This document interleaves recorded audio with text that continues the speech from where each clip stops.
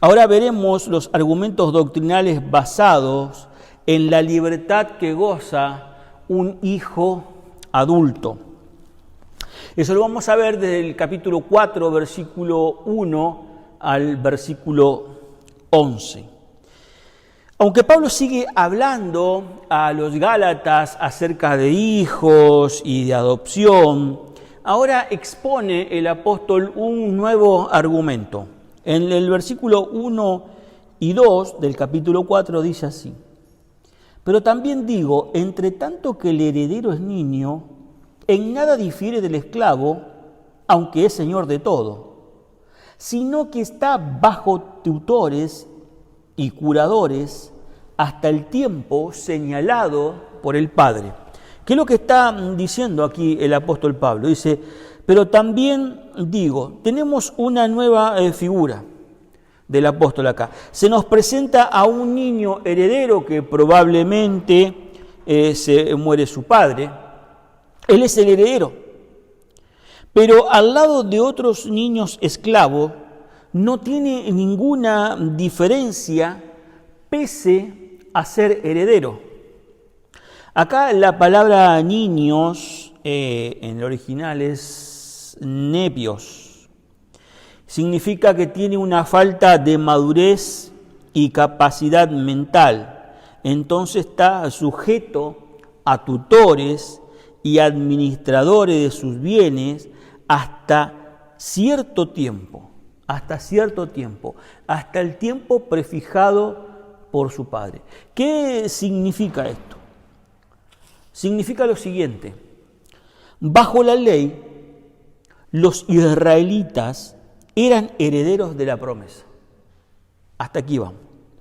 Pero aun cuando tuviesen derecho a la promesa y ponían su fe, no disponían o no disfrutaban de tal promesa. ¿Por qué? Pues estaban bajo la tutela de la ley. En el versículo 3 y 24 habíamos leído: de manera que la ley ha sido nuestro ayo para llevarnos a Cristo a fin de que fuésemos justificados por la fe. De la misma manera que un niño pequeño, que es la figura en Efesios capítulo 4, versículo 14, dice así: para que ya no seamos niños fluctuantes, llevados por doquiera de todo viento de doctrina, por estratagema de hombres que para engañar emplean con astucia las artimañas del error. Capítulo 4, versículo 14 de Efesios marca, señala de cuerpo entero lo que estaba pasando con estos Gálatas. Este niño pequeño, a pesar de tener derecho de su padre, está sujeto a tutores o administradores hasta el tiempo prefijado, como decía, por el Padre en el versículo 2, sino que está bajo tutores y curadores hasta el tiempo señalado por el Padre. Ya que no tiene esa capacidad legal, como decía, ni esa capacidad mental para disponer de la hacienda o de la herencia del Padre. En este aspecto no se diferencia este niño del esclavo. Está, pues, en servidumbre. De ahí la expresión del apóstol Pablo cuando dice bajo la ley en el 4:4, dice, pero cuando vino el cumplimiento del tiempo, Dios envió a su Hijo, nacido de mujer y nacido de Dios. Está bajo un peso un peso que lo oprime, es el peso de la ley. Entonces, este hijo estaba bajo servidumbre, era un peso que lo oprimía. Todavía no podía disponer de la herencia de su padre. Ahora en el versículo 3 también dice, así también nosotros, cuando éramos niños, estábamos en esclavitud bajo los rudimentos del mundo. Pablo hace la aplicación de la figura que acaba de mencionar. Dice, cuando éramos como niños, o sea, en el conocimiento de Dios, nos regíamos por rudimentos religiosos o los rudimentos del mundo. Es decir, la esclavitud de las prácticas legalistas de los judaizantes. Como vemos en el versículo 9 dice, mas ahora, conociendo a Dios, o más bien siendo conocidos por Dios, ¿cómo es que os volvéis de nuevo a los débiles y pobres rudimentos a los cuales os queréis volver a esclavizar? Dice el versículo 9, ¿cómo? No entiendo. Conociendo ya a Dios, querés volver a los viejos rudimentos.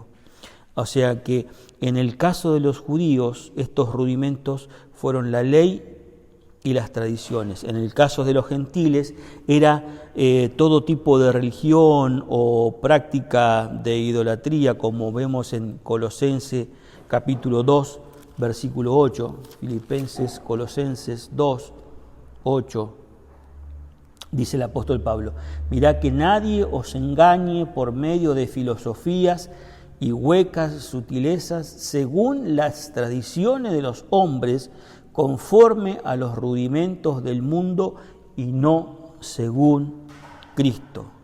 Entonces, esta misma es la misma frase de Colosenses que ocurre acá en Gálatas. Es cierto que los Gálatas no tenían la ley de Moisés, pero no por eso dejaban de estar en sus costumbres idolátricas, en sus costumbres como idólatras. Como dice el versículo 8 del capítulo 4 de Gálatas, ciertamente en otro tiempo, no conociendo a Dios, servíais a los que por naturaleza no son dioses. O sea, no tenían el libro de la ley, no estaban con las prácticas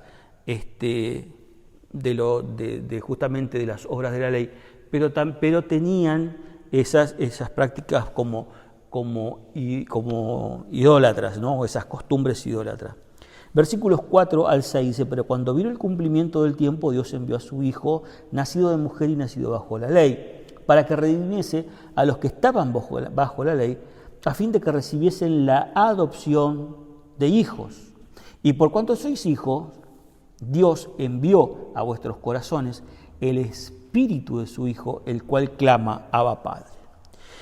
Entonces tenemos la obra de Dios a causa de nuestra situación. El versículo 4 dice, vino el cumplimiento del tiempo, el cronos, la hora exacta de Dios. Siempre decimos, Dios no llega ni un minuto antes ni un minuto después. En el cumplimiento del tiempo, en la hora exacta, en el cronos, Dios envió a su Hijo. Y lo envió, esta palabra envió, significa en un sentido de embajada. Como en el versículo 6, y por cuanto sois hijo, Dios envió a vuestros corazones el Espíritu de su Hijo. O sea, estas dos palabras, envió, es como una embajada. ¿A quién envió? A su Hijo nacido de mujer. Significa que fue un hombre.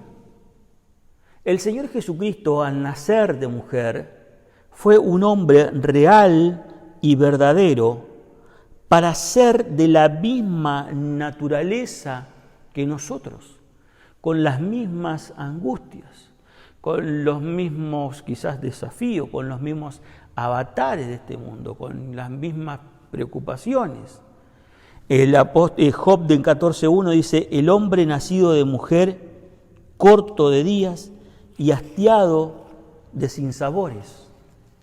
El Señor Jesucristo vino nacido de mujer. En Hebreos 2:14 dice, así que por cuanto los hijos participaron de carne y sangre, Él también, hablando de Jesucristo, Él también participó de lo mismo, para destruir por medio de la muerte al que tenía el imperio de la muerte, esto es el diablo. O sea, tuvo nuestra naturaleza De lo contrario, no podía ser nuestro sustituto. Él se humanizó. Él vino a este mundo nacido de mujer, caminó entre nosotros, se angustió, lloró, se rió. La historia de Jesucristo es fascinante, pero Él tuvo que tomar nuestra naturaleza, de lo contrario no podía ser nuestro sustituto. Y en el versículo 5 dice, para que redimiese a los que estaban bajo la ley, a fin de que lo recibiésemos la adopción de hijos, para que nos redimiese, para dar la libertad a los que estaban bajo la ley. En el capítulo 3 de Gálatas, versículo 22 y 23, dice así: mas la Escritura lo encerró todo bajo pecado para que la promesa que es por la fe en Jesucristo fuese dada a los creyentes. Pero antes que viniese la fe, estábamos confinados bajo la ley, encerrados para aquella fe que iba a ser revelada. O sea, el Señor Jesucristo nació en la hora exacta de Dios para redimirnos, para darnos libertad a los que estaban prisioneros bajo la ley, como dice el 3, 22 y 23. Y lo hizo sujetándose Él mismo a la ley. El Señor Jesucristo vino y fue el único hombre que cumplió con toda la ley y se sujetó con toda la ley, y lo vemos con todas las cosas de la ley, los preceptos y mandamientos, y lo vemos que fue así desde los primeros 8 días de su nacimiento.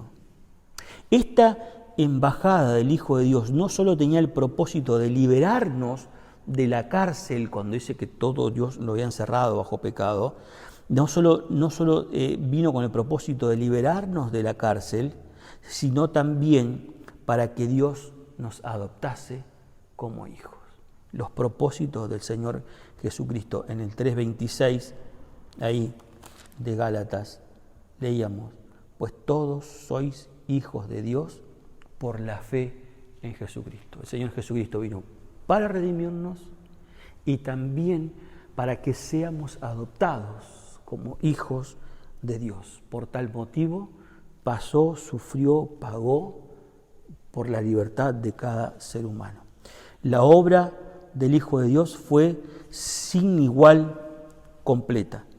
Vino, se hizo humano, pagó el rescate y nos ofrece un lugar en la familia universal de Dios, a fin, como dice, de que recibiésemos la adopción de hijo. Y el versículo 6, para terminar en este audio, dice: y por cuanto sois hijos, Dios envió a vuestros corazones el Espíritu de su Hijo, el cual clama: Abba, Padre. Para esto se necesitó otra embajada, ¿sí? Se necesitó otra embajada.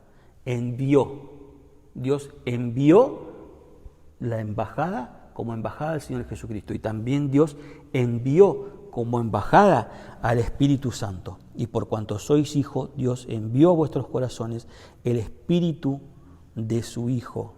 Él nos hizo entender la obra del Hijo, la selló en nuestros corazones y nos mueve a decirle papá a Dios. En Romanos 5:5 dice: y la esperanza no avergüenza, porque el amor de Dios se ha derramado en nuestros corazones por el Espíritu Santo que nos fue dado. Queridos hermanos, terminamos aquí este audio número 3, y para concluir podemos decir cómo podemos estar otra vez tratando de ser religiosos, tratando de esclavizarnos a formatos. En libertad, en Cristo tenemos toda la libertad. Él pagó el precio, Él nos rescató, Él vino a morir por nosotros, Él nos redimió, Dios lo envió como un embajador. Él es el único mediador entre Dios y los hombres. Y también Dios envió como embajador al Espíritu Santo, el cual mora en nuestros corazones, como dice Romanos 5:5, el amor de Dios se ha derramado en vuestros corazones por el Espíritu Santo que les fue dado. Continuamos hablando de los argumentos doctrinales basados en la libertad que goza un hijo adulto.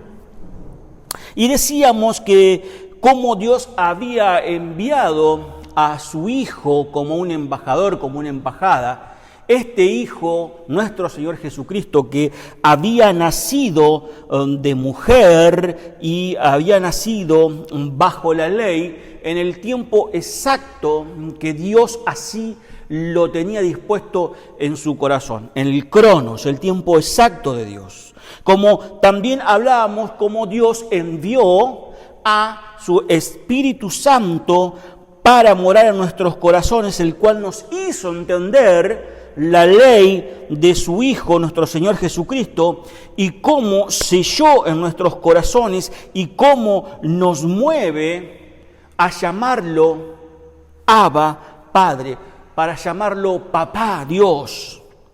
Ahora, en el versículo 7 de Gálatas, capítulo 4, encontramos la posición del creyente. Versículo 7 dice así: así que ya no eres esclavo, sino hijo, y si hijo también heredero de Dios por medio de Cristo.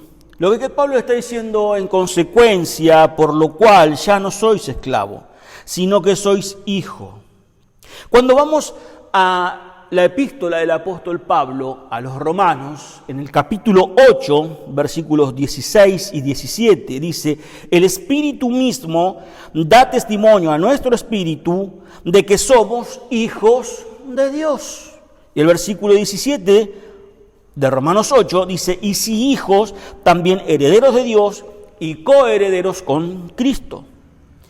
En Gálatas 3:29 leemos: y si vosotros sois de Cristo, ciertamente linaje de Abraham sois herederos según la promesa, como ya lo habíamos estudiado en las clases anteriores. Ahora, Pablo le dice a los Gálatas que ahora están libres del carcelero, libres de ese guardián, porque el tiempo se había cumplido. ¿Se acuerda cuando hablábamos de que estaban bajo ese ayo?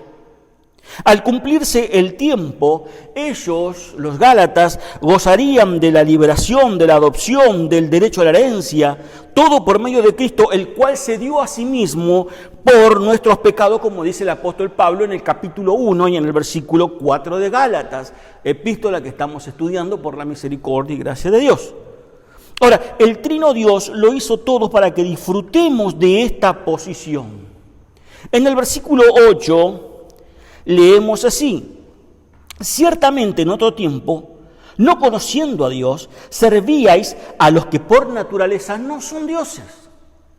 Ahora, dice el apóstol, ciertamente, indudablemente, les hacen recordar como a los de Éfeso, en el capítulo 2 de Efesio, versículo 11 y 12, dice así: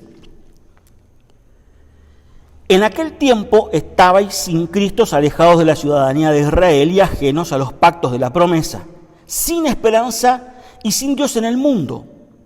Pero ahora en Cristo Jesús, vosotros los que en otros tiempos estabais lejos, habéis sido hechos cercanos por la sangre de Cristo. No conociendo a Dios, dice el apóstol Pablo, en otro tiempo no conociendo a Dios. El no conocer a Dios nos lleva a toda práctica de idolatría, a toda práctica idolátrica y a satisfacer los apetitos carnales de placeres deshonestos, lo que significa concupiscencia. Apetitos desordenados de placeres deshonestos. En 1 Tesalonicenses capítulo 4 y versículo 5 dice así: no en pasión de concupiscencia, ¿sí?, como los gentiles que no conocen a Dios. como los gentiles que no conocen a Dios. Y el apóstol dice, en otro tiempo, no conociendo a Dios, servíais a los que por naturaleza no son dioses. Como leemos en Jeremías 10:5. ¿Quiénes son estos que por naturaleza no son dioses? Ahí, como les mencionaba en Jeremías, capítulo 10 y versículo 5, dice el profeta lo siguiente. Derecho, hablando de estos ídolos, ¿no? Derechos están como palmeras y no hablan. Son llevados porque no pueden andar. No tengáis temor de ellos, porque ni pueden hacer mal, ni para hacer bien tienen poder. Hermanos, al no conocer a Dios, la esclavitud es natural, y también es natural servir esas cosas que no son dioses. El versículo 9 dice, mas ahora conociendo a Dios, o más bien, dice el apóstol Pablo, siendo conocidos por Dios. ¿Cómo es que os volvéis de nuevo a los débiles y pobres rudimentos, a las cuales queréis volver a esclavizar? Dice, este conocimiento de los Gálatas era no solamente un conocimiento mental, sino un conocimiento experimental. Habíamos estudiado en el capítulo 3, en el versículo 5, que este Dios que había dado el Espíritu por el oír con fe, había hecho maravillas entre ellos. O sea que era un conocimiento experimental también. Este Espíritu, este Dios que había dado el Espíritu, había hecho maravillas, había hecho milagros entre ellos. Es el Dios verdadero. Pablo parece corregirse ahí en el versículo 9 y dice, o más bien siendo conocidos por Dios. En 1 Corintios, el mismo apóstol Pablo, en el capítulo 8, versículo 13, dice, pero si alguno ama a Dios, es conocido por Él. Si alguno ama a Dios, es conocido por Él. Nosotros le amamos a Él porque Él nos amó primero, dice 1 Juan 4:9. Ahora, esta palabra conocidos significa conocer sobre alguna marca, es decir, reconocer, familiarizarse por completo con. Dios nos distingue por esa marca. Dios los conocía, los había marcado, los había sellado por el Espíritu Santo, como algo suyo, como algo privado. Nos da la seguridad y nos da la preservación de Dios. En 2 Corintios, capítulo 1, versículo 22, dice, el cual nos ha sellado y nos ha dado las arras del Espíritu Santo en nuestros corazones. También esta palabra conocido significa cercado o protegido, estampado. ¿Se acuerdan en Job capítulo 1? Cuando Dios llama a toda su criatura y dentro de ellos estaba Satanás y hay una plática, una conversación entre Satanás y Dios. Y Dios le dice, ¿no viste a mi siervo Job? Satanás, en el versículo 10 del capítulo 1 de Job, le dice, versículo 9 dice, respondiendo Satanás Jehová, dijo, ¿acaso teme Job a Dios de balde? ¿No le has cercado alrededor de él y toda su casa y todo lo que tiene? Al trabajo de sus manos ha dado bendición, por tanto sus bienes han aumentado sobre la tierra. Dice, ¿no le has cercado alrededor de él? Esta palabra conocido es cercado, es protegido. En el versículo 9 dice, termina la segunda parte, dice, ¿cómo es que os volvéis? ¿Cómo es que os volvéis de nuevo a los viejos o débiles y pobres rudimentos a los cuales queréis volver a esclavizar? Capítulo 3, versículo 3 de Gálatas, el apóstol le decía, tan necio soy, Gálatas insensato, tan necios sois. Habiendo comenzado por el Espíritu, vais a acabar por la carne. Acabar por la carne era esto precisamente, volver de nuevo a los rudimentos, a los elementos, para volver a esclavizar. El versículo 10 dice, guardáis los días, los meses, los tiempos y los años. Ahora, estos rudimentos se referían al sol, a la luna, a las estrellas, a los planetas, todos ellos asociados con dioses y diosas, porque regulaban la progresión del calendario. También estaban asociados con los grandes festivales paganos, por volver a guardar las fiestas, los meses, los días. Honraban esos dioses. Y según la perspectiva de Pablo, estos dioses eran demonios. Por lo tanto, lo que Pablo trata de mencionarles o de decirle que ellos iban a volver a tener una esclavitud demoníaca. Eso era antes de la proclamación del Evangelio. Matthew Henry dice que incitados por los falsos maestros judaizantes, quienes querían que los gálatas se vuelvan a los rudimentos de la ley. Ahora, sea cual sea la postura que adoptemos, lo cierto es que Pablo lleva a declarar su temor de haber trabajado sin sentido con vosotros, algo parecido con los de Tesalonia.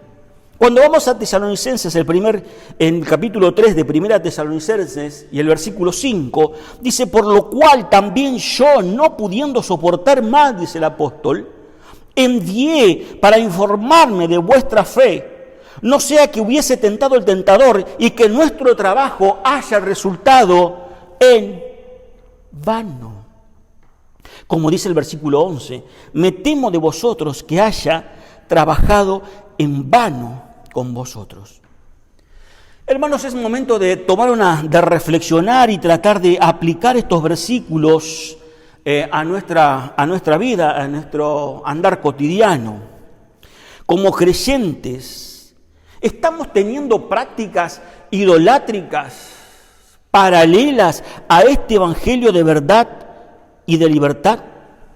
¿Hay algún ídolo que está en nuestra vida tomando una parte de nuestra vida sin llegar a tener el centro? ¿Cómo estamos con estas prácticas idolátricas?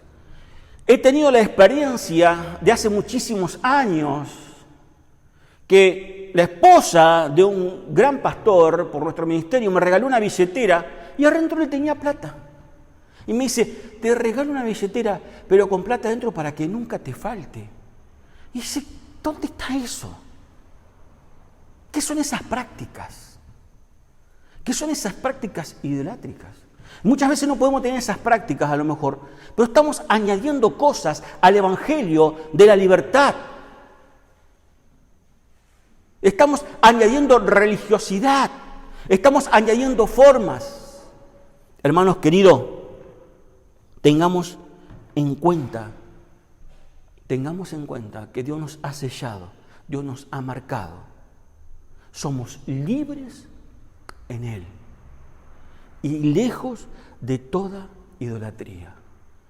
Tengamos una reflexión sobre nuestras vidas.